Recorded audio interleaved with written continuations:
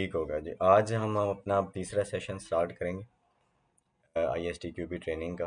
और जो आज का हमारा टॉपिक है उमर, वो है बेसिकली स्टैटिक टेस्टिंग के बेसिक्स, और फिर फीडबैक और रिव्यूज़। ये भी बेसिकली स्टैटिक टेस्टिंग का ही पार्ट है। ठीक है, स्टैटिक टेस्टिंग बेसिकली लीड करती है, ये तीन चीज़ें लीड करते हैं स्टैटिक टेस्टिंग को।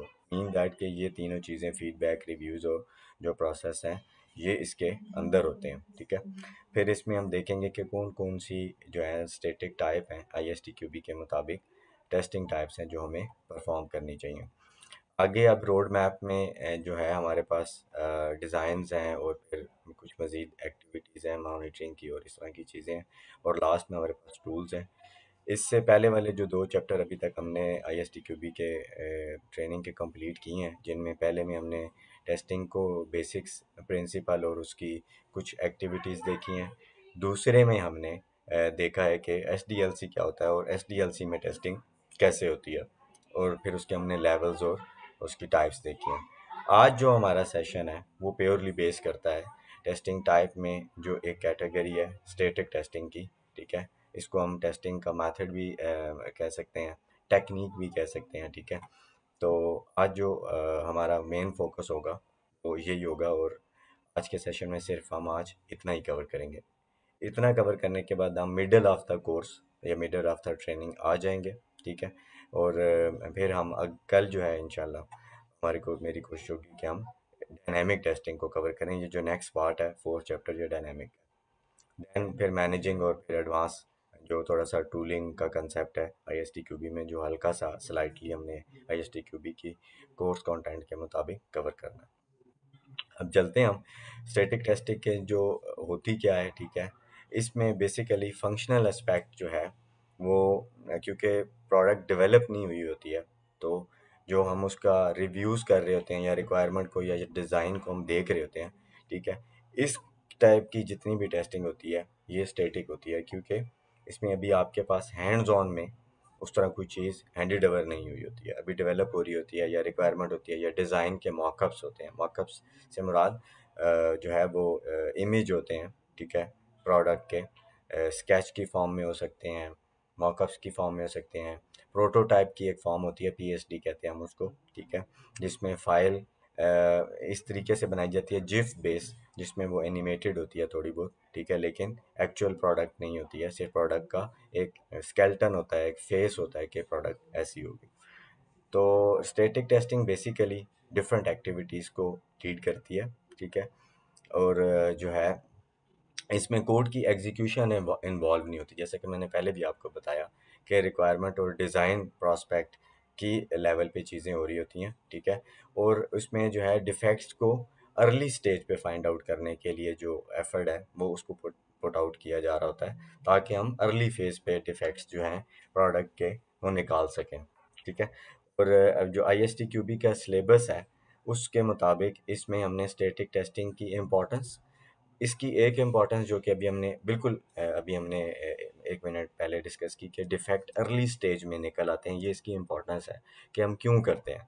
ठीक है, और जो स्टैटिक टेस्टिंग है फिर ये इम्प्रूव कैसे करती है क्वालिटी को। ज़ाहिर है डिफेक्ट अगर अर्ली स्टेज में निकल आएगा, ठीक है, जल्दी निकल आएगा, तो हमने पहले भी एक दो दफ़ा ये चीज़ डिस्कस की इनिशियल सेशंस में, ट्रेनिंग के कि जितना अर्ली बग निकलेगा उतना हमें एडवांटेज होता है, उतना हमारा टाइम सेव होता है, उतना हमारा एफर्ट कम लगता है। ठीक है, क्योंकि लेट्स सपोज एक बग आपने बड़ा लेट निकाला है, पोटेंशियल बग है, तो अभी हो सकता है कि आपने टेस्टिंग करने में 2 दिन लगाए हैं। अब एक बग, पोटेंशियल बग आपने 2 दिन, दूसरे दिन के लास्ट आवर्स में, 11th आवर में निकाला है, तो अब आपका कॉन्फिडेंस शेकी हो जाएगा कि आप कॉन्फिडेंस से नहीं कह सकेंगे कि ये प्रोडक्ट बग फ्री है, पोटेंशियली इसमें कोई बग नहीं, क्योंकि अभी आपने एक पोटेंशियल बग फाइंड आउट किया। ठीक है, तो वो फिर उसमें हमें शायद पहले 2 दिन में टेस्टिंग हमने कंप्लीट किया, तो अब हमें 1 दिन और लगाना पड़ेगा। ठीक है, कि हम एक पूरा रिसाइकल रिकैप करते हैं, ताकि ये मेक श्योर किया जा सके कि ये जो नया बग हमने पोटेंशियल निकाला था ये फिक्स हो गया है, इसकी वजह से तो कोई और चीज़ गड़बड़ या कोई ख़राब तो नहीं होगी। सो दैट्स हाउ कि अर्ली डिटेक्शन इम्पोर्टेंस है ISTQB के मुताबिक भी, और टेस्टिंग के वैसे जो नॉर्म्स हैं, जो ट्रेडिशंस हैं, उनके मुताबिक भी अर्ली स्टेज से बग निकला हुआ जो होता है वो रेवेन्यू प्रोस्पेक्ट में भी फ़ायदेमंद होता है। लेट्स सपोज़ आपने एक टीम हायर की हुई है, वो टेस्टिंग कर रही है, उनको आप पे कर रहे हैं, और आपकी उस टीम ने 11th आवर में एक बग रिपोर्ट किया है।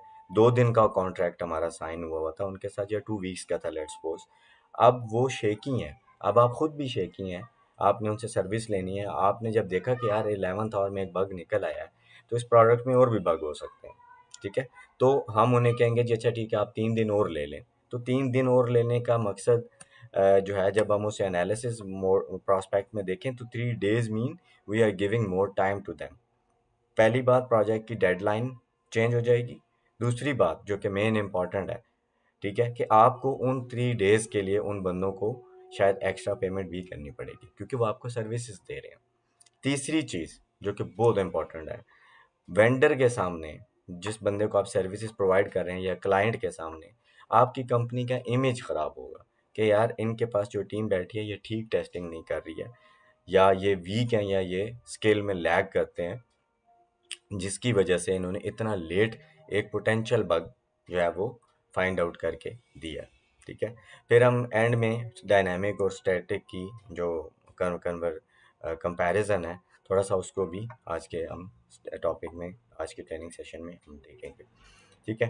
टेस्टिंग की वो कौन सी, स्टैटिक टेस्टिंग की वो कौन सी टेक्निक्स हैं जो हमें ओवेल्युएशन प्रोवाइड करती हैं अर्ली फेज़ में, ताकि हम अपने कोड से, अपने रिक्वायरमेंट से, अपने डिज़ाइन से, डॉक्यूमेंट से जो हमारे पास अवेलेबल है, बग्स को फाइंड आउट कर सकें, ठीक है। अब ये जितना जल्दी निकलेगा उतना हमें फ़ायदा होगा।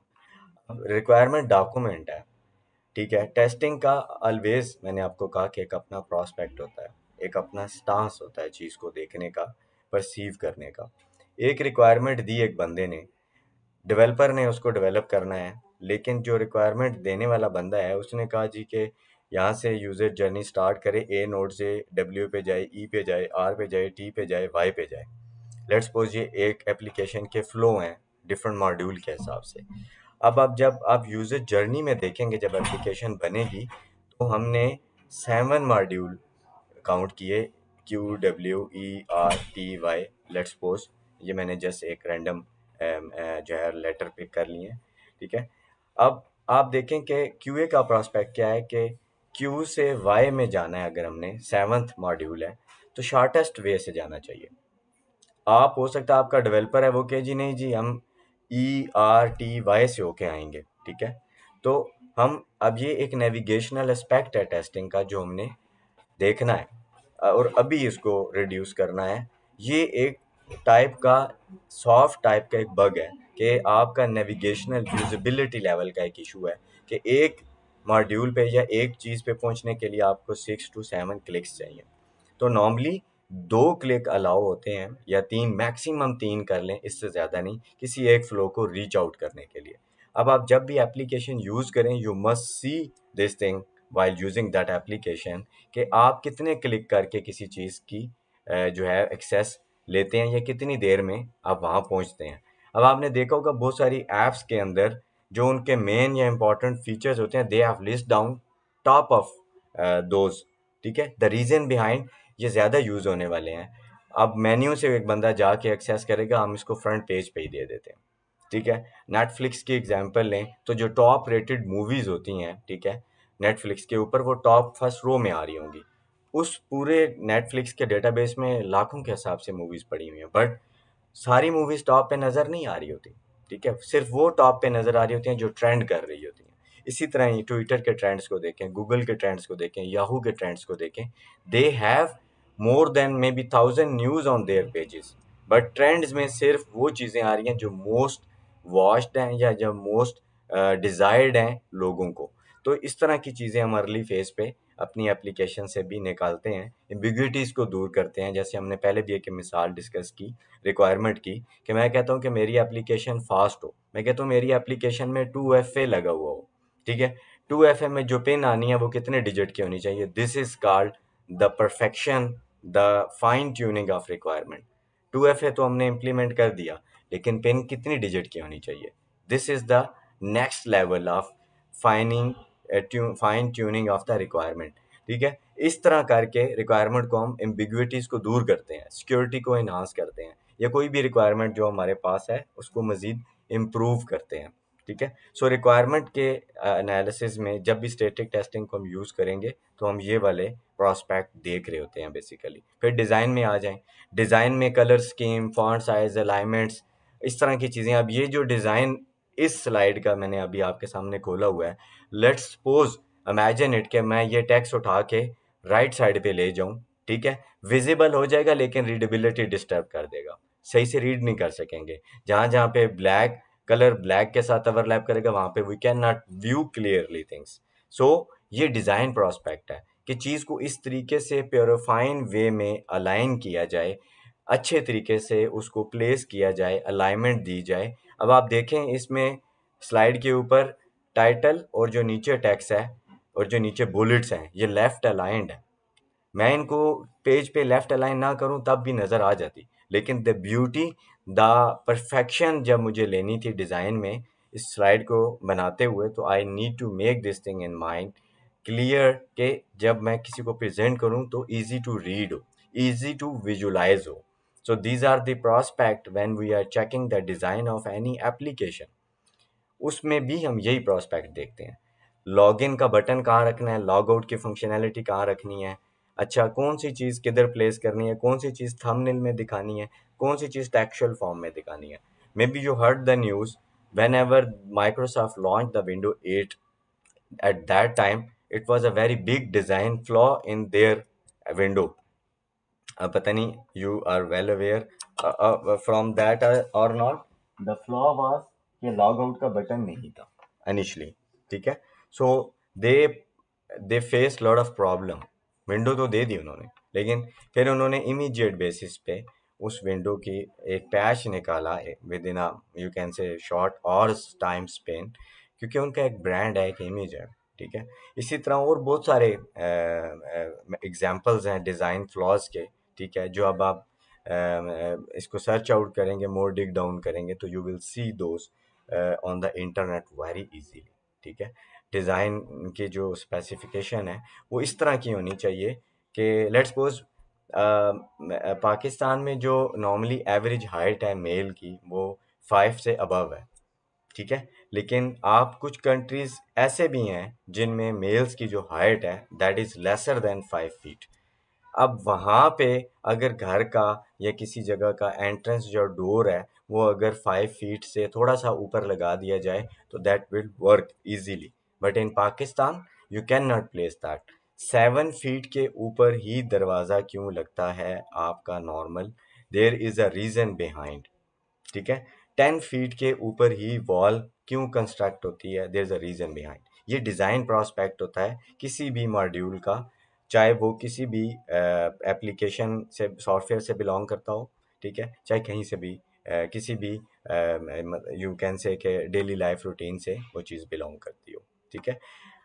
If you talk about the stone age time period, at that time people were covering their body with the help of leaves, but with the passage of time, when the people and the world is going to develop themselves, so they have introduced the cloths। बनते ये भी एक पौधे से ही हैं, एक plant से ही हैं, ठीक है। So the this is the design prospect of the era, ठीक है। अभी की जो लेटेस्ट मॉडरेशन है उसके मुताबिक कपड़े अगर कोई अभी पत्ते पहन के फिरना शुरू कर दे, look odd for the others. तो आपकी डिज़ाइन ऐसा होना चाहिए कि लुक ऑड ना हो। ऐसा ना हो कि आप येलो नीले पीले रंग प्लेस कर दें बटन्स के ऊपर, टैक्स के ऊपर, रीडेबल ही ना हो, ठीक है। तो ये सारी चीज़ें प्रॉस्पेक्ट एप्लीकेशन में भी ऐसे ही देखे जाते हैं। सादे लफ्ज़ों में if you talk about, application ऐसे नज़र आनी चाहिए कि जब कोई यूज़ करे तो वो आसानी से यूज़ कर सके। ये एक एस्पेक्ट है डिज़ाइन का। फिर आर्किटेक्ट लेवल पे आ जाएं, जो हम आर्किटेक्ट बनाने जा रहे हैं ये कितना स्केल्ड है, ठीक है, ये कितना हेल्पफुल है, ठीक है, एप्लीकेशन को स्केल करने में कल को अगर हमें ज़रूरत पड़ जाती है। लेट्स सपोज मैं एक एपीआई इंट्रोड्यूस करता हूँ और उसको माइक्रोसॉफ्ट माइक्रो सर्विस आर्किटेक्ट के लेवल पे एक और एपीआई के साथ उसकी हैंड शेकिंग करवा देता हूँ, कम्युनिकेशन करवा देता हूँ, ठीक है। लेकिन कल को जब वो एपीआई किसी और थर्ड वर्ल्ड एपीआई से कम्युनिकेट करती है, ठीक है, तो हमने उसकी बाइंडिंग ऐसे की हुई है कि वो एक वक्त में एक एपीआई से ही कम्युनिकेट कर सकती है। This is the flaw of architect. आप कभी भी एपीआई को ऐसे या आर्किटेक्ट लेवल पे कंपोनेंट्स को ऐसे नहीं बनाते कि वो एक वक्त में किसी एक ही चीज़ के साथ कम्युनिकेट करें, ठीक है। हम उन्हें इस तरीके से डिज़ाइन करते हैं कि उनके अंदर फ्लेक्सिबिलिटी हो। So this is called the design specification, ठीक है। दोनों एस्पेक्ट हम देखते हैं, यूज़र एंड एस्पेक्ट भी और फिर टेक्निकल एस्पेक्ट भी, और उससे हम नॉन फंक्शनल और फंक्शनल जितने भी डिज़ाइन लेवल पे एस्पेक्ट हैं उनको फाइंड आउट करने की कोशिश करते हैं। तो इसमें हम रिव्यूज़ करते हैं, मीटिंग्स करते हैं, वॉक थ्रू करते हैं। तो ये जो जो टेस्टिंग्स हैं ये स्टैटिक टेस्टिंग टाइप्स हैं जो कि हम एसडीएलसी में परफॉर्म कर रहे होते हैं। फिर कोड रिव्यू आ जाता है, that is a very simple and the easiest thing. Code के अंदर से सिंटैक्स एरर निकालने होते हैं। अच्छा, जो लॉजिक लिखी हुई है वो कितनी ऑप्टिमाइज है। एक चीज़ करने के लिए आपकी लॉजिक 3 सेकंड लेती है, एक और एक्सपर्ट बंदा आता है वो कहता है नहीं जी ये लॉजिक इस तरीके से अगर लिखी जाए, इफ़ की ये स्टेटमेंट अगर यूं लिखी जाए तो ये मिली सेकेंड में रिटर्न करेगी रिजल्ट। तो definitely we will go for that call जिसमें वो जो है वो मिली सेकेंड पे रिजल्ट्स रिटर्न करेगी। अच्छा, जो कोड आपने लिखा है उसमें आपने सिंक्रोनस कॉल्स यूज़ की हुई हैं और एक एपीआई एक काम को परफॉर्म करते हुए या एक यूज़र जर्नी को कवर करते हुए 10 दफ़ा कॉल हो रही है। सो वी नीड टू सी के कॉल मल्टीपल टाइम ना हो, और अगर रिक्वायर्ड है तो उसको कैसे एफिशिएंट बनाया जाए, ठीक है। एप एपीआई को अगर हम बार बार कॉल करते हैं तो it's not a good approach. तो हमने देखना है कि किस तरीके से उसको हम बेहतर बनाएं। ये भी बेसिकली आर्किटेक्ट लेवल पे थिंग होती है, और कोड लेवल पे जब हम देखते हैं रिव्यू के क्या ये एपीआई बार बार कहीं से कॉल तो नहीं हो रही। So that's how we can see. Then जो हमने टेस्ट केसेस और स्क्रिप्ट्स लिखे हैं उनके भी रिव्यूज़ होते हैं। मैंने पहले भी बताया कि अगर एक्स वाई जी बंदे ने लिखे हैं तो एक सीनियर बंदा उसको रिव्यू करेगा to see the coverage of requirement. कि रिक्वायरमेंट में 10 जो है डॉक्यूमेंट में 10 रिक्वायरमेंट थी, तो क्या जो टेस्ट केस लिखे हुए हैं वो 10 की 10 रिक्वायरमेंट को फुलफिल कर भी रहे हैं कि नहीं। ऐसा तो नहीं है कि 9 रिक्वायरमेंट तो फुलफिल हो रही हैं लेकिन 10वीं जो रिक्वायरमेंट है वो ठीक से फुलफिल नहीं हो रही, वो टेस्ट केस में कवर्ड ही नहीं है। So that's how we need to make sure these thing कि आप टेस्ट केसेस जब लिखें और जो स्क्रिप्ट्स बनाएं ऑटोमेशन के, उनमें कवरेज देखें कि कितने परसेंटेज है जो कि आपने रिक्वायरमेंट को टेस्ट करना है। सो द लास्ट वन जो कि कंसिडरेशन होती है स्टैटिक टेस्टिंग के अंदर, कि डॉक्यूमेंटेशन जो है उसको रिव्यू किया जाए। जो मैनुअल्स हमने बनाए हैं यूज़र्स के लिए, क्या वो उसको यूजेबल भी हैं कि नहीं। ऐसा तो नहीं हमने कोई कम्प्लेक्स टर्म्स यूज़ कर दी हैं। मैं अगर अभी रेट लिमिट यूज़ करता हूँ एपीआई के अंदर टेस्टिंग करते हुए, एक चीज़ होती है रेट लिमिट। तो मे बी अभी अभी आप लेमैन है, आपको नहीं पता होगा ये रेट लिमिट क्या चीज़ है। मैं अब इस तरह, तो मैं उसके लिए सूटेबल वर्ड ढूंढूंगा जो मैं डॉक्यूमेंटेशन में या जो मैं जो है यूज़र मैनुअल्स में ऐड करूँगा, और फिर मैं वो हैंड ओवर करूँगा एंड यूज़र को ताकि वो इजीली इनको अंडरस्टैंड कर सके और पढ़ सके, ठीक है। स्टैटिक टेस्टिंग की जो टेक्निक्स हैं उनमें रिव्यू है जो कि इनफॉर्मल है, ठीक है, और वॉक थ्रूज होते हैं, टेक्निकल रिव्यूज़ होते हैं जैसे कि कोड लेवल पे अगर हम जाएँ तो वो टेक्निकल रिव्यू बन जाता है, इंस्पेक्शंस भी होती हैं। अच्छा, ये जो चीज़ें हैं ये सारी टू सम एक्सटेंड एक दूसरे के साथ मिलती जुलती हैं। अब जो इंस्पेक्शन है, ठीक है, या वॉक थ्रू है, ये बेसिकली हार्डवेयर इंडस्ट्री से इन्वेंटेड है, ठीक है। उस वक्त जब ये हार्डवेयर इंडस्ट्री में लोग टेस्टिंग करते थे पीसीबी कार्ड्स की या मदरबोर्ड्स की या अपने बनी हुई प्रोडक्ट की, तो वो इंस्पेक्शन करते थे। तो ये चीज़ें वहाँ से ड्राइव्ड हैं और वहाँ से ओरिजिनेट हुई हैं, इन्होंने वहाँ से टेक जो है ना वो बर्थ ली है। फिर इनको इनफॉर्मल वे में चलते चलते मैं फ्लोर पे आया और मैंने किसी चीज़ का रिव्यू कर लिया, that is called informal way of review. Proper invitation भेज के रेलेवेंट स्टेक होल्डर्स को इंक्लूड करके जब हम रिव्यू करेंगे तो वो थोड़ा फॉर्मल कंसिडर होता है, ठीक है। उसमें आप टाइम बाय करते हैं, टीम को भी टाइम देते हैं और खुद भी एक टाइम स्लॉट बुक करते हैं to do that. So inspection में ये होता है कि आप के साथ कुछ अदर स्टेक होल्डर्स में भी मिल के आपके साथ कोई चीज़ देख रहे होंगे, ठीक है। तो दैट इज़ कॉल्ड रिव्यू या इंस्पेक्शन, ठीक है। और ये सब चीज़ें हम रिक्वायरमेंट और डिज़ाइन के ऊपर परफॉर्म कर रहे होंगे स्टैटिक टेस्टिंग के अंदर, ये इसकी टेक्निक है। फिर static analysis is the another technique, ठीक है, जिसमें हम डिफरेंट टूल्स को यूज़ करते हैं, ठीक है। जैसे SonarQube is a one of the very famous tool जो कोड लेवल पे आपकी जो है वो वर्नेबिलिटीज़ को, सिंटैक्स एरर्स को, लॉजिक्स की स्ट्रेंथ को और इस तरह की चीज़ों को देखता है। ठीक है। और इसके अलावा आप और कोड विजुअल स्टूडियो के अंदर भी ऐसी स्किल्स और चीज़ें फंक्शनलिटी मौजूद होती है, लाइक डिबगिंग का जो एक मेथड है या एक मोड है विजुअल स्टूडियो के अंदर, जो आपको एक्सेस या ईज प्रोवाइड करता है कि आप अपने कोड को चला के देखें। ये सब चीज़ें जब भी हम परफॉर्म कर रहे होंगे, these things are lie under the static testing. So ISTQB के मुताबिक, ठीक है, ये इन चीज़ों के बारे में यू शुड नो कि होती क्या हैं और करते कैसे हैं, ठीक है। और ये चीज़ें मैंने थोड़ी सी ब्रीफ आपको जो है वो बताई हैं। अब हम आगे चलते हैं, साथ साथ देखते हैं आगे कि जब भी हम स्टैटिक टेस्टिंग करते हैं तो उसके हमें फ़ायदे क्या होते हैं, एडवांटेजेस हमारे क्या होंगे, ठीक है। और डाउन द रोड हम कुछ और चीज़ें भी स्टैटिक टेस्टिंग से रेलेवेंट देखेंगे इन डिटेल। एडवांटेजेस या वैल्यू क्या ऐड करता है वो मैंने आपको पहले भी बताया कि अर्ली डिटेक्शन होती है, क्योंकि अभी प्रोडक्ट डेवलप होना स्टार्ट नहीं हुई होती, अभी आपके पास होती है, ठीक है। आपके पास से मुराद आपकी टीम के पास। तो आप रिव्यू कर सकते हैं डॉक्यूमेंट्स को, डिज़ाइन को, और वहाँ से फ्लॉज को निकाल सकते हैं और बता सकते हैं कि ये चीज़ें अगर हम रिमूव करें या इम्प्रूव करें तो हमारी प्रोडक्ट की क्वालिटी इंक्रीज हो सकती है।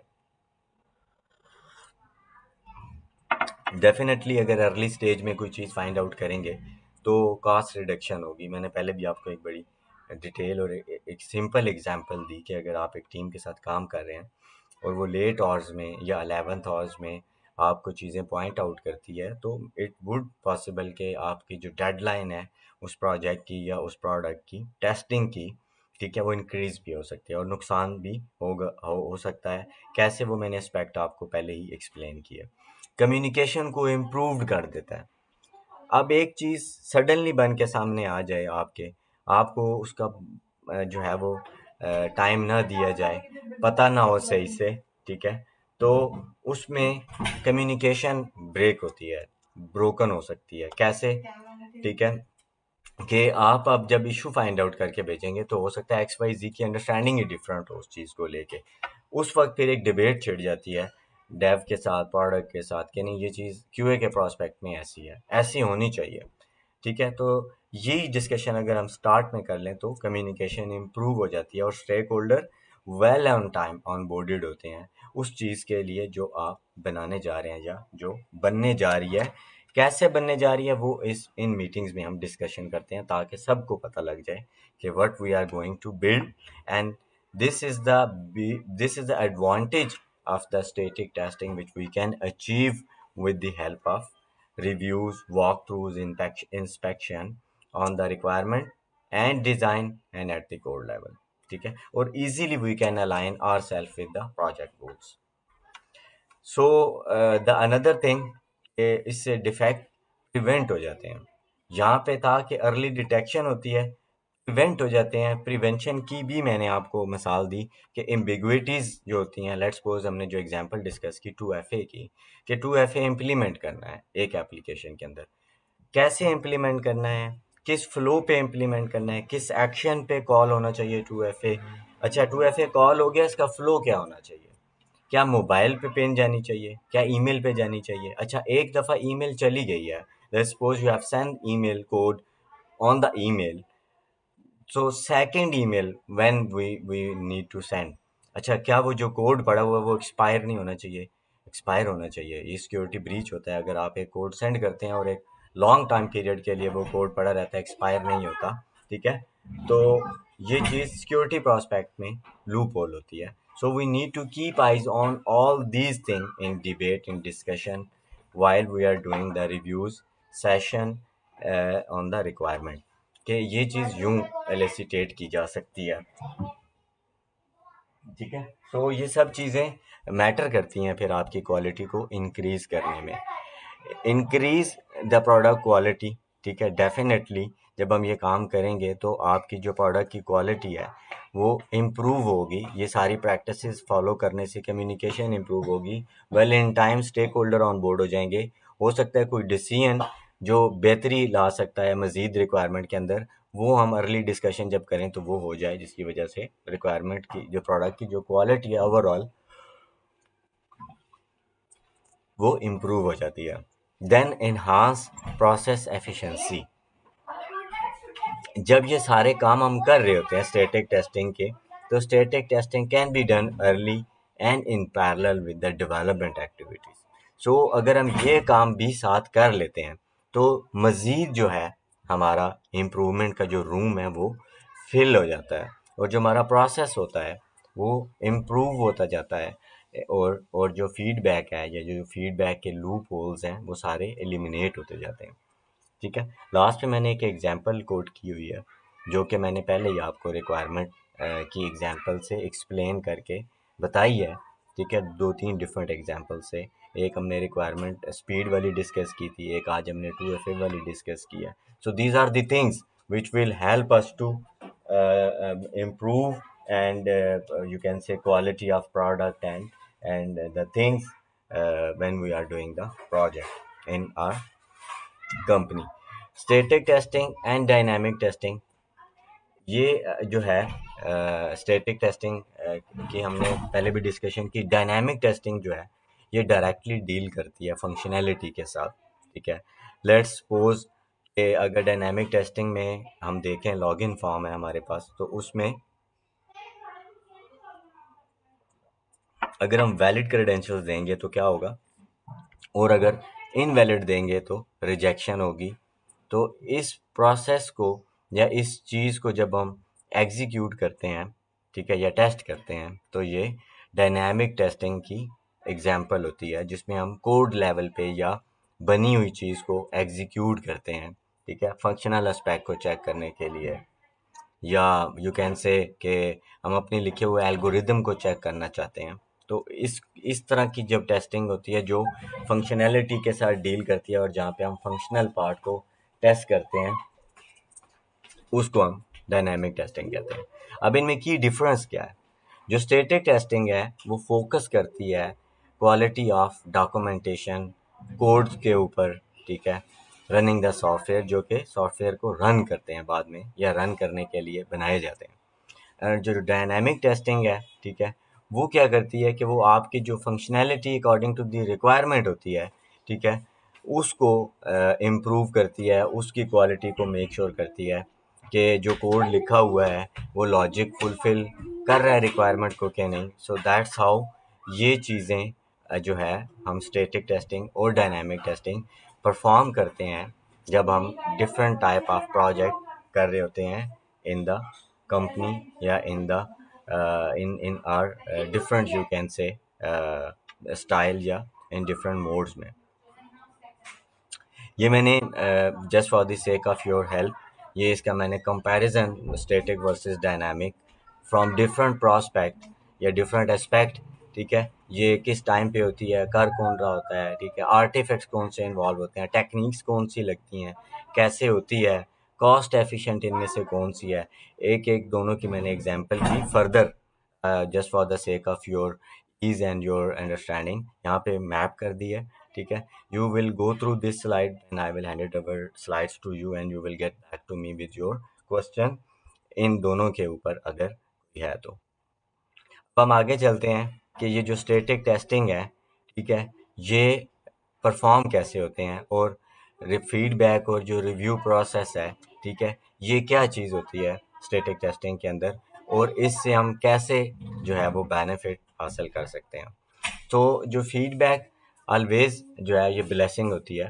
ठीक है, किसी भी प्रोजेक्ट के अंदर या किसी भी प्रोडक्ट के अंदर या किसी भी टाइम पे जब आप कोई प्रोजेक्ट कर रहे हो, अगर आपको साथ साथ फीडबैक मिलती रहे तो वो बेटर होता है। एटलीस्ट जो नेक्स्ट फेज आना होता है वो आप इम्प्रूव कर लेते हैं। उसमें हम करते क्या है कि हम अपने एक्सटर्नल स्टेक होल्डर को या इंटरनल स्टेक होल्डर्स को इनवाइट करते हैं, और उनके साथ हम डिबेट्स करते हैं रिक्वायरमेंट के ऊपर, डिज़ाइन के ऊपर, ताकि बाद में जो क्वेश्चंस अरेज होने हैं वो अभी अरेज हो जाएं। ठीक है, और उनका जो फिक्स है या उनका जो उनके ऊपर जो डिसीजंस हमने लेने हैं, ठीक है, वो हम टाइमली ले सकें। तो जो बेनिफिट है, ठीक है, क्योंकि ओवरऑल बेनिफिट इस पूरी स्टैटिक टेस्टिंग का जो है वो है ही अर्ली डिटेक्शन है और क्वालिटी इम्प्रूवमेंट है। तो वो चीज़ यहाँ से हम इजीली अचीव कर लेते हैं। ठीक है। तो डिफेक्ट डिटेक्शन जो है वो अर्ली फेज पे होती है। फीडबैक प्रोसेस को फिर हम इम्प्रूव कर सकते हैं मज़ीद, ठीक है। और इसमें जो इन्वॉल्वमेंट होती है, ठीक है, या जो टैकलिंग होती है वो डिज़ाइन और रिक्वायरमेंट लेवल पे होती है, ठीक है। अच्छा, बिटवीन द टीम, जैसे कि मैंने आपको बताया कि कम्युनिकेशन जो है वो अगर एक ही टीम पार्टिसिपेट करती रहे कंटिन्यूसली मीटिंग्स में या रिक्वायरमेंट को अंडरस्टैंड करने में, तो उसमें बहुत सारे कॉन्सिक्वेंसेस होते हैं। जब वो चीज़ बन के हैंड ओवर की जाती है डेवलप टेस्टिंग टीम को, या तो testing team most of the time जब डिफरेंट एग्जीक्यूशन करती है टेस्ट केसेस की या टेस्ट सिनेरियोज की, तो वहाँ पे फिर हमें एक बहुत बड़ा गैप नज़र आना शुरू हो जाता है, जो कि शायद हमें अगर हम पहले डिस्कशन करते डेव के साथ या प्रोडक्ट के साथ तो हम इजीली फाइंड आउट कर सकते थे। सो इस तरह की जो अलाइनमेंट है, ये अलाइनमेंट हम अचीव करते हैं या हम इजीली गेट कर सकते हैं with the help of review process. अगर आप रिव्यू प्रोसेस नहीं रखते तो उसमें ये होगा कि डेवलपर जो हैं वो मे बी पॉसिबल है कि एक चीज़ ठीक से परसीव ना की हो और गलत डेवलप कर रहे हों, तो उसमें पूरी टीम का टाइम जो है वो वेस्ट होने का चांस होता है, एफर्ट वेस्ट होने का चांस होता है, और इस तरह की चीज़ों से नॉर्मली बिजनेस को नुकसान होता है, ठीक है। तो ये चीज़ें हमें हेल्प करती हैं, स्टैटिक टेस्टिंग इन चीज़ों में हमें हेल्प करता है कि हम ये चीज़ें इजीली इम्प्रूव कर सकें और अडॉप्ट कर सकें। उसके बाद स्टैटिक टेस्टिंग का जो और बेनिफिट है फीडबैक और रिव्यू प्रोसेस के अंदर, वो रिडक्शन ऑफ रीवर्क है। ये हमने पहले भी एक बड़ी अच्छी एग्जांपल के साथ डिस्कस किया कि अगर लेट्स सपोज आप एक प्रोजेक्ट कर रहे हैं और उसमें 3 बंदे काम कर रहे हैं और तीनों बंदे टाइमली अगर आपको टेस्टिंग के रिजल्ट्स नहीं बताते, लेट बताते हैं, तो उसका इम्पैक्ट क्या होता है कि you need more time to complete that task. तो उसमें मोस्टली डिलीवरी, क्योंकि एजाइल मेथडोलॉजी के मुताबिक डिलीवरी एक बहुत फास्ट ट्रैक के ऊपर होती है, तो we need to keep eyes on that and as well that कि हमारी जो डिलीवरीज हैं वो अफेक्ट ना हो। पहले टाइम में 90s में 2-2 3-3 4-4 महीने के बाद जाके एक रिलीज़ दी जाती थी, और उस वक्त पता लगता था कि ये जो रिलीज़ अभी 4 मंथ के बाद या 3 मंथ्स के बाद डिप्लॉय की है, ये रिजल्ट ओरिएंटेड है भी है कि नहीं, इससे हमें कोई फ़ायदा हुआ कि भी होगा भी कि नहीं, क्योंकि उस टाइम का जो डेवलपमेंट का स्टाइल था वो था ही ऐसा। अभी ये होता है कि आप इमीडिएट बेसिस पे डिलीवर करते हैं small chunk of that product और प्रोजेक्ट, तो उसकी वजह से हमें बेनिफिट क्या होता है कि हमारा काफ़ी सारा जो काम है वो इम्प्रूव्ड होता है और रीवर्क नहीं होता, क्योंकि हम एक ही गो में उसको छोटे छोटे चंक्स में करके फीडबैक लेते हुए, क्योंकि प्रोसेस और फीडबैक रिव्यू प्रोसेस और फीडबैक से हमें अचीव ही हम यही करते हैं। बेटर रिस्क मैटिगेट, क्योंकि टेस्टिंग जितनी ये रिव्यूज़ या ये इंस्पेक्शन या फॉर्मल वॉक थ्रूज जितने अर्ली स्टेज में होंगे, उतनी जल्दी हम रिस्क फैक्टर आइडेंटिफाई कर लेंगे डॉक्यूमेंट से और उसको मैटिगेट करेंगे, और उसको चैलेंजिंग जो भी पार्ट है उसके अंदर उसको हम देख सकते हैं। लेट्स सपोज आपने एक एप्लीकेशन बनाई है और वो 1 लाख डाटा यूज़र्स का डाटा प्रोसेस करने की सलाहियत रखती है। अब आपके पास एक नया क्लाइंट आ रहा है जो कि मे बी 10 लाख यूज़र्स के साथ डील करता है या XYZ नंबर के साथ डील करता है। अब आपने ये देखना है कि ये जो आपकी एप्लीकेशन बनी हुई है, अब आपने प्रोजेक्ट तो उनके साथ साइन कर लिया है। आपकी जो बिजनेस ग्रोथ टीम थी या जो आपका फ्रंट मैन था, उसने वो प्रोजेक्ट तो विन कर लिया। अब आप वो आता है इन हाउस और आके अपनी टीम को बताता है कि जी हमने इस एप्लीकेशन को इस क्लाइंट को देना है और उसकी ये रिक्वायरमेंट है। तो हम बैठ के उस वक्त रिस्क फैक्टर देखते हैं। अच्छा, हमारी एप्लीकेशन जब हमने बनाई थी तो हमें अंदाज़ा था कि 1 लाख यूज़र को 1 लाख यूज़र को एंटरटेन करेगी, बट 25 या 20% का बफर होता है, तो यू कैन से कि मे बी 1,20,000 यूज़र्स को एंटरटेन कर जाएगी। बट अब हमने 10 लाख यूज़र्स को एड्रेस करना है, so this is the risk जो हमें क्लियर नज़र आ रहा है। ये एक वो रिस्क है जो कि फ्रंट रिस्क है, हमें नज़र आ रहा है। अब कुछ रिस्क ऐसे होते हैं जो कि अनसीन होते हैं, ठीक है, नज़र नहीं आ रहे होते। तो we need to sit together to find out the all possible risk factor from the application. Let's suppose आप एक एपीआई बनाते हैं और एपीआई हैंड ओवर कर देते हैं क्लाइंट के। अब इसमें दो जो है वो रिस्क फैक्टर हैं बड़े इजीली अगर हम देखें। एक रिस्क फैक्टर ये है कि जो सर्वर आपने डिप्लॉय किया है, जहाँ पे ये एपीआई डिप्लॉय किया है, वो सर्वर किसी भी टाइम किसी भी वजह से एक्स वाई जी वजह से बंद हो सकता है। This is called one risk. ठीक है। अब उसको हमने कैसे करना है, हमने लोड बैलेंसर इंस्टॉल कर दिया या अदर सर्वर्स अलाइन कर दिए। अगर एक बंद होता है तो दूसरे पे चल जाए, दूसरा बंद है तीसरे पे चल जाए। सो अब वो चार सर्वर किसी एक कंट्री में डिप्लॉय हैं और वो कंट्री AWS की सर्विसेज अवेल करता है, और वो सर्विस जहाँ पे पड़े हुए हैं सर्वर्स, वो बिल्डिंग हिट हो जाती है फायर से या किसी भी एक्स वाई जी रीजन की वजह से। अब आपके पास अल्टरनेट क्या प्लान है, that is the unseen you can say, या you can say complex risk factor. ठीक है। क्योंकि ये होगा कब, उस वक्त क्या कंडीशन होती है बिजनेस की, या ये इस तरह के बहुत सारे मैटर्स इन्वॉल्व होते हैं। सो नॉर्मली कंपनीज करती क्या है कि सर्वर हमेशा एक कंपनी से नहीं लेते। ठीक है। मल्टीपल सर्वर्स मल्टीपल स्टेट्स में रखे जाते हैं। अगर कंपनी एक भी है, लेट्स सपोज अब AWS है, तो AWS के सर्वर डिफरेंट कंट्रीज में पड़े हुए हैं। ठीक है। टू टैकल सच केसेस, ये जो अभी हमने डिस्कस किया। सो इस तरह की जितनी भी चीज़ें हैं, ये हमारी फीडबैक और जो रिव्यू प्रोसेस है उसमें हमें हेल्प करती हैं और हमें बेनिफिट्स देती हैं, जिसकी वजह से हम अपनी एप्लीकेशन की क्वालिटी इंप्रूव कर सकते हैं। अगर आपके पास कोई क्वेश्चन है टिल नाउ तो you can ask. No sir. Okay, perfect. आगे चलते हैं। ठीक है। Summarize the activity of the review process. ऐसी कौन सी एक्टिविटीज होती हैं जो कि रिव्यू करने के लिए हमें रिक्वायर्ड होती हैं। ठीक है। वैसे जैसे हमने पहले भी डिस्कस किया कि किसी भी काम को प्लान करने के लिए आपके पास एक एक्टिविटी होती है, एक लिस्ट होती है किसी भी काम को एग्जीक्यूट करने के लिए। इसी तरह ही रिव्यू को भी प्लान किया जाता है। ठीक है। जब ये फॉर्मल होता है। अच्छा, उसका एजेंडा क्या है? ऐसा नहीं है कि मैं एक मीटिंग का इनवाइट डाल देता हूँ, उसका सब्जेक्ट नहीं लिखता, लेट्स सपोज। लोगों को क्या पता लगेगा कि ये किस चीज़ की रेलेवेंट मीटिंग है, या मैं सब्जेक्ट डाल देता हूँ और इतना कम्प्लेक्स डाल देता हूँ कि वो लोगों को समझ ही नहीं आती। So that's why whenever we place the meeting invite, तो हम उसमें सब्जेक्ट लिखते हैं और फिर उसके नीचे डिस्क्रिप्शन पार्ट में हम डिस्क्रिप्शन भी थोड़ी बहुत लिखते हैं, ताकि जो मेंबर्स हमने इनवाइट किए हैं वो ब्लाइंड ना आए। ठीक है। सो फिर हमने देखना है कि हमने किस टाइप का जो रिव्यू है, इंस्पेक्शन करनी है, वॉक थ्रू करना है, ठीक है, या इनफॉर्मल रिव्यू करना है, क्या करना है। ठीक है। सो उसमें फिर हम उसको चूज करते हैं according to the understanding, according to the norms, according to the need. Scope क्या है, ऑब्जेक्टिव क्या है, पार्टिसिपेंट कौन। अब लेट्स सपोज एक बंदा फाइनेंस का है और हम एक प्रोडक्ट का रिव्यू कर रहे हैं जो कि फाइनेंस से रेलेवेंट है और डायरेक्टली फाइनेंस के कुछ फ्लोज इन्वॉल्व हैं उसमें, या देयर इज पॉसिबिलिटी कि फाइनेंस के कुछ रूल्स उस पर इम्प्लीमेंटेड है।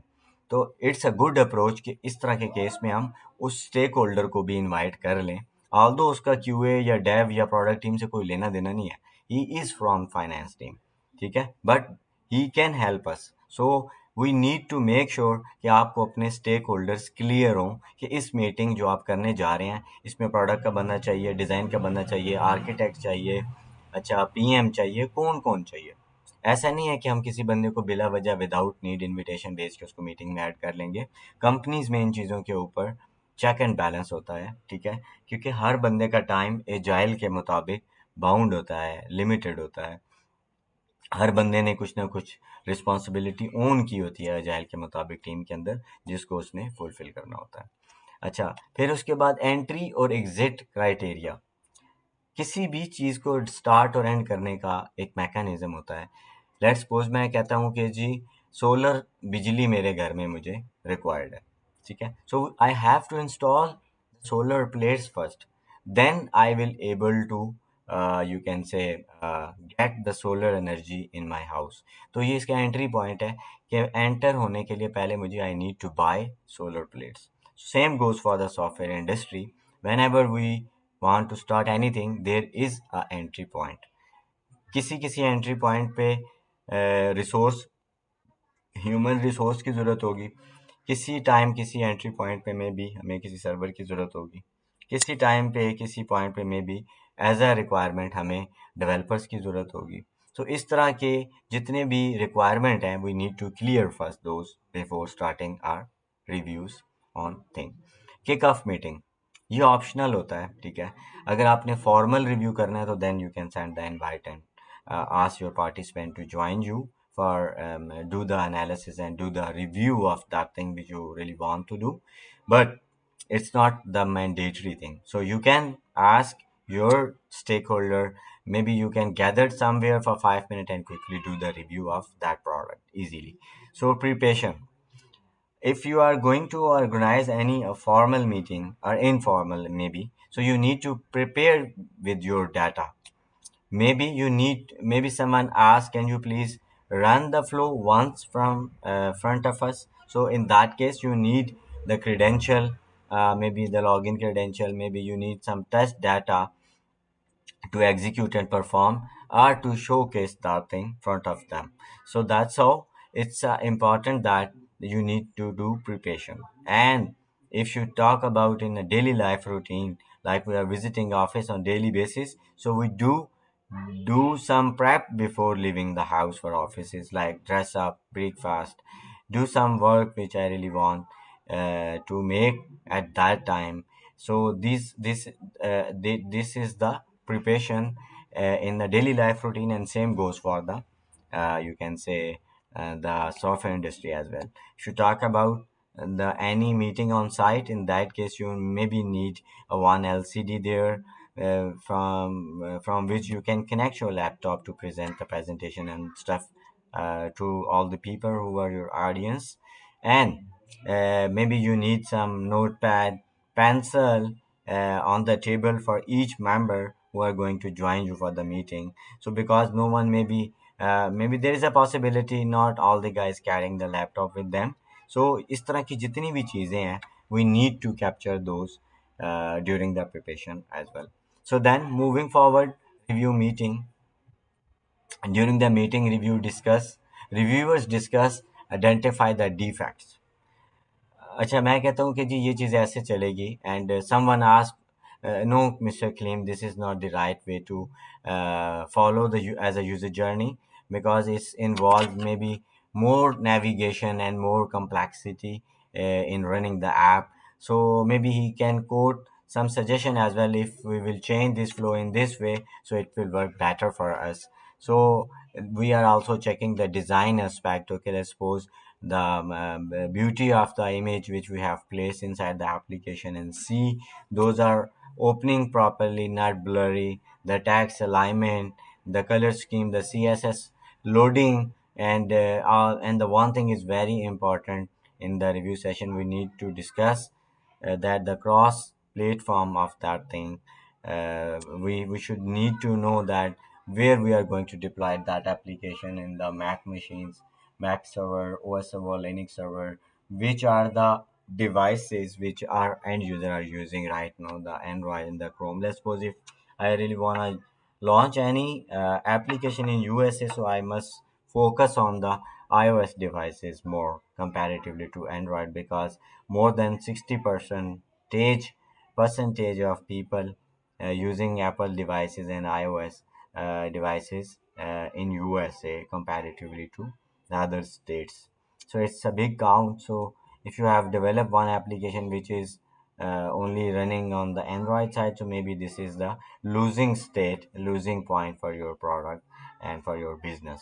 So we need to keep all these type of things in the review meeting. However, we have already discussed that if you are not vocal enough, so maybe we need to do some rework. Then follow up, this is a very important aspect in the review process, and it's not sticky only with the QA role, it's for all as well. So if you have reported the bug, you need to you can say do follow up with the stakeholders on and off, and ask the progress of that thing which is in their basket. So that's how we can, and also request them the re-examination, the re-review of that thing with the stakeholders. And if you talk about and pick the example of university thesis process, so that is the classic example of review. So first you have to choose the topic for thesis and research, then you have to make one presentation as a proposal defense, internally, and you present them, and they will ask question, a lot of question, like why you are going to do this research for the industry, what is the gap in the society. So you need to identify all these things and present them, and then finally you will get the approval of doing the research for that on that topic.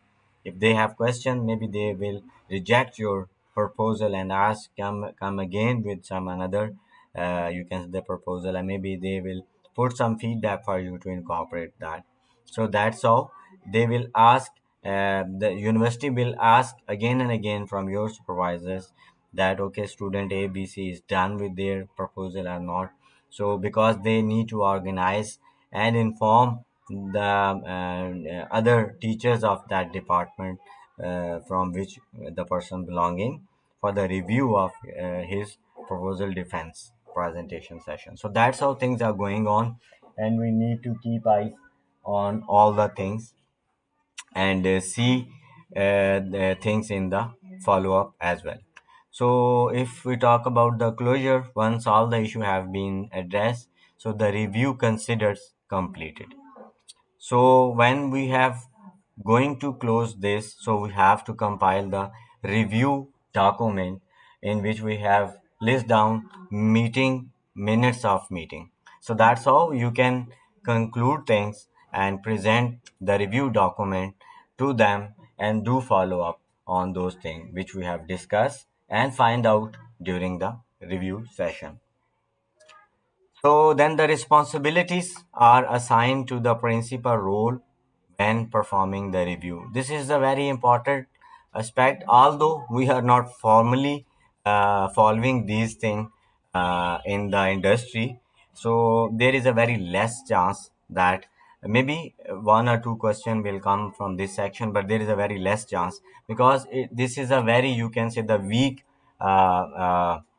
you what I can say, the maybe the weak is a not right word, but there is, you can say, there is a not potential thing for our learning as a tester, because when we have to do the review session, definitely one person is organizer and that person is also called the author. One person is conducting that meeting throughout the review session, that is called the moderator and the facilitator.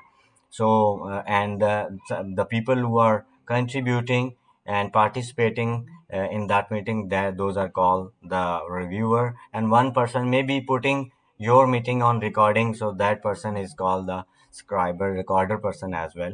So these are just the role. You just need to know that okay, if we are going to do the and organize some review, walkthrough, and inspection in any organization, these things will help you out with the role, who is going to take the responsibility to share the email at the end of the review with the MOM, the meeting of minutes, which will basically fruitful for all the stakeholders. So different review types, as we have already discussed in initial phase, that के different type के reviews होते हैं, जिनमें informal है, formal reviews है, walk throughs हैं, ठीक है। इनमें डिफरेंस क्या है, प्रोज एंड कॉन्स क्या हैं, ठीक है। Let's suppose we will talk quickly to the walkthrough pros and cons, ठीक है, and then we will do some comparison with the informal reviews. So in the, if we talk about the walkthrough, so in the walkthrough it's a guided review, जिसमें एक बंदा explain कर रहा होता है एक पार्टी को, दूसरी पार्टी सुन रही होती है, they are not participating as a presenter या as a reviewer, they are listening first and then they will come up with their feedbacks, ठीक है। सो अब वो उसमें बता रहे होते हैं कि जो the guided review where the author explain the work, जो है उस ग्रुप को और जो पर्सन है may ask some question, purpose understand the work product जो है and the defect, detect the defects. वो पहले तो अंडरस्टैंड करेंगे प्रोडक्ट को, देन वो इस पोजीशन में होंगे कि डिफेक्ट्स आइडेंटिफाई कर सकें, अदरवाइज तो उन्हें समझ ही नहीं आएगी। अब इसमें दो तरह की ऑडियंस हो सकती है, ठीक है। सम टाइम ऑडियंस नोन होती है, known in a sense known to domain, उन्हें they are familiar with the product flows earlier, उन्हें पता होता है कि अच्छा इस तरह की प्रोडक्ट इस तरह काम करती हैं। But some time entirely a different person came and come and take the walkthroughs. So दोनों अप्रोचेज होती हैं। अगर आपने बहुत ज़्यादा वर्सटाइल किस्म की फीडबैक लेनी है तो then you must go with the both end. एक दफ़ा आप टेक्निकल लोगों को बुलाएं जो इस एरिया को समझते हैं, और एक दफ़ा आप ऐसे लोगों को बुलाएं जो इस एरिया को बिल्कुल नहीं समझते। तो दोनों की फीडबैक इंपॉर्टेंट होती है, ठीक है, और हेल्पफुल होती है इम्प्रूव करने के लिए। Pros good for the knowledge sharing and defect detection. Cons less formal, so not all defect may be found because in walk through है, मे बी कोई लोग बड़े स्लाइटली एंड केयरलेसली देख लें, okay he is explaining, okay that's fine, समझ आ गई है, that's it. मतलब जिसको कहते हैं ना कि हाफ हार्टेड लिसन करना, प्रॉपर सुनना ना, ठीक है। तो अब इनफॉर्मल रिव्यूज में अगर हम देखें, ठीक है, तो उसका पर्पस भी डिफेक्ट ही आइडेंटिफाई करना है। सारे रिव्यूज का पर्पस जो है वो कॉमन है, ठीक है, डिफेक्ट अंडरस्टैंड करना है, अर्लियर डिफेक्ट अंडरस्टैंड करना है और फाइंड आउट करना है। और जो प्रोज हैं इनफॉर्मल रिव्यू के, लो कॉस्ट है, क्विक टू इम्प्लीमेंट होता है, ठीक है, क्योंकि एक बंदा आपके पास बैठा हुआ है इनफॉर्मल रिव्यू कर रहा है, वहीं आपको बता देता है कि ये चीज़ आपने गलत की है, please do this thing in this way. तो उसमें जल्दी हो जाएगा, लो कॉस्ट होगा, सबको इन्वॉल्व नहीं करना पड़ेगा, ठीक है, और जल्दी चीज़ स्ट्रीमलाइन हो जाएगी। लेस स्ट्रक्चर्ड होती है, किसी को पता नहीं लगता सम टाइम, ठीक है, स्ट्रक्चर्ड नहीं होती है, ठीक है, मे मिस क्रिटिकल डिफेक्ट। हो सकता है कोई चीज़ आपने देख लिया but it's a time taking and it's a lengthy, it's a complex, there is a chance कि वो चीज़ मिस हो जाए और रह जाए, क्योंकि इनफॉर्मल है, मैं इतने ध्यान से सुन ही नहीं रहा, मैंने वैसे एक नज़र डाली, मैंने कहा अच्छा चलो ठीक है, तो ये चीज़ इसको इस तरह करके ठीक कर दें। एब्स्ट्रैक्ट लेवल पे मैंने रिव्यू किया तो वो चीज़ नज़र आ गई, और देयर इज़ अ चांस के डिटेल में जाएँ तो और चीज़ें भी थी या मिस हो गई हमसे, ठीक है। तो इस तरह की चीज़ें इन रिव्यूज़ में हम कर रहे होते हैं। देन टेक्निकल, ये प्योरली टेक्निकल एस्पेक्ट इसमें हम देखते हैं, ठीक है, और इसमें ये स्ट्रक्चर्ड होता है क्योंकि टेक्निकल एस्पेक्ट है। हम एक सीक्वेंस से आप इसको कर रहे होंगे, अगर कोड लेवल पे है तो डेफिनेटली कोड का स्टार्ट पॉइंट से एंड पॉइंट तक आप जब तक नहीं देखेंगे तब तक आपको उसका स्ट्रक्चर या उसका एग्जीक्यूशन समझ नहीं आएगा ठीक से, ठीक है। और ये टेक्निकल फीडबैक देता है, और सब्जेक्ट मैटर एक्सपर्ट ही सिर्फ कर सकते हैं। क्यूए का बंदा है तो वो बेहतर कर सकता है, मे बी द ऐसा पर्सन जिसको आइडिया नहीं है प्रोडक्ट्स को रिव्यू करने का, वो शायद सूटेबल नहीं होगा। इंस्पेक्शन है, इसमें जो है the most formal review type है ये, ठीक है, क्योंकि इसमें आप जो है वो प्रॉपर इनवाइट करते हैं एक डेलीगेशन को, एक पीपल पूल ऑफ पीपल को, जिसमें वो ये सारी चीज़ें देखते हैं, ठीक है, और प्रिपरेशन करते हैं और डिफेक्ट्स को फाइंड आउट करते हैं, ठीक है। और pros high detect defect detection rate होता है इसमें, ठीक है, और टाइम कंज्यूमिंग क्योंकि प्रॉपर है, फॉर्मल है, ठीक है, और स्ट्रक्चर्ड भी है। किसी चीज़ को आप स्किप करके अगले मॉड्यूल पे या अगले सेक्शन में नहीं जा सकते, you need to execute thing in a formal and structured way, ठीक है। तो अब जो कंपैरिजन है द लास्ट वन, ठीक है, कंपैरिजन में formality inspection are the most formal while informal review are the least formal, ठीक है। इसमें ये कंपैरिजन है कि ये सारी टेक्निक्स का, कि जो फॉर्मल होते हैं उनमें थोड़ा हम जो है वो स्ट्रक्चर्ड होते हैं और नीटी ग्रिटी होके चीज़ों को देखते हैं, इनफॉर्मल में थोड़ा कैजुअल होता है, कॉस्ट इन्वॉल्व होती है डेफिनेटली। और जो तीसरी चीज़ है कंपैरिजंस जो हम इससे अचीव करते हैं वो डिफेक्ट डिटेक्शन है, जो कि इन रिव्यूज़ का क्रक्स भी है और बैकबोन भी है। तो सक्सेसफुल रिव्यू, किसी भी काम की सक्सेस उसके रिजल्ट से पता लगती है। आपने जिस भी टाइप का रिव्यू किया है, ठीक है, उसमें अगर आपने ऑब्जेक्टिव अचीव नहीं किया, आपके जो पार्टिसिपेंट्स थे वो ट्रेंड नहीं थे प्रॉपर रिव्यू के हिसाब से, ठीक है, और जो प्रिपरेशन थी वो आपकी प्रॉपर नहीं थी, तो और जो आपने रोल्स एंड रूल्स डिफाइन किए हुए थे वो भी क्लियर नहीं थे अगर, तो ये सारी चीज़ें अगर नहीं थी तो देन रिव्यू का जो रिजल्ट्स है या जो फैक्टर है वो जो कंट्रीब्यूट करता है रिव्यू को बेहतर बनाने में वो लेस होगा, उसके रिजल्ट भी अच्छे नहीं होंगे। लेकिन अगर ये सारे फैक्टर कीप करते हैं हम अपने माइंड में कि ट्रेंड पार्टिसिपेंट हो, क्लियर ऑब्जेक्टिव हो, एडुकेट प्रिपरेशन होनी चाहिए, जिसे कहते हैं फॉर्मल टाइम दे के, इनफ टाइम दे के प्रिपेयर किया जाए रिव्यू के लिए प्रोडक्ट को, वर्क फ्लो को, ठीक है, तो इससे चीज़ें इम्प्रूव होती हैं। फिर डिफाइन रोल पता होना चाहिए, कौन लीड करेगा, कौन प्रेजेंट करेगा, ठीक है, इस रिव्यू को, ठीक है, अदरवाइज शायद रिव्यू से हम अच्छे रिजल्ट अचीव नहीं कर सकते। तो और उसके अलावा जो है ये कुछ चीज़ें हैं मज़ीद इसको इम्प्रूव करने के लिए।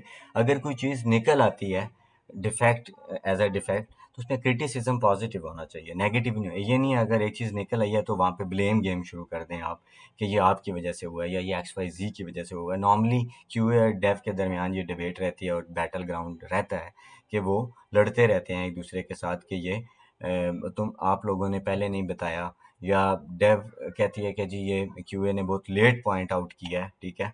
तो वो मानते नहीं हैं चीज़ों को, या वो कहते हैं कि नहीं जैसे आप सोच रहे हैं ऐसे नहीं हो सकता, यूज़र ऐसे नहीं यूज़ करता। तो रिस्पेक्ट करनी चाहिए, ओपिनियन को लिसन करना चाहिए। ओपिनियन के साथ जो है वो डिसएग्रीमेंट हो सकता है लेकिन डिसरिस्पेक्ट नहीं हो सकती, ठीक है। सो ये सब चीज़ें रिव्यूज़ को सक्सेसफुल बनाती हैं, कंट्रीब्यूट करती हैं, ठीक है, रिव्यूज़ को अच्छा करने में, ठीक है। और अल्टीमेट एडवांटेज क्या होता है कि हम अपने प्रोडक्ट को, क्वालिटी को इम्प्रूव कर लेते हैं, ठीक है। सो ये चीज़ें जो हैं वो रिव्यू से हम अचीव करते हैं।